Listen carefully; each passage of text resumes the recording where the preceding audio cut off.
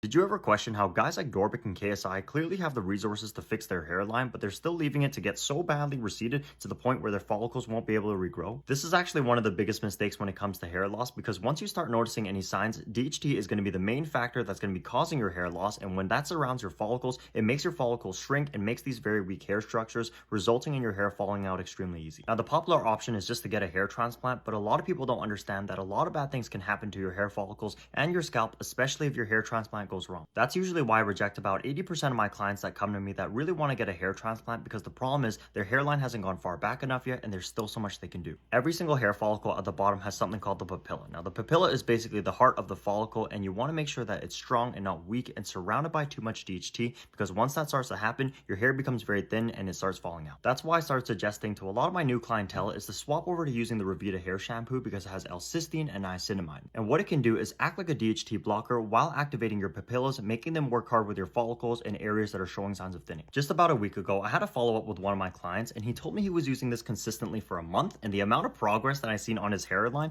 like especially in the areas where he first came to see me that was showing signs of receding, got me to a point where I didn't think he was balding at all. Now, results may vary from person to person, but it depends how consistent you are with this to see any progress. If your hair's thinning and you're noticing some recedings, I'm telling you, try out the shampoo. I'll leave links so you can get one too.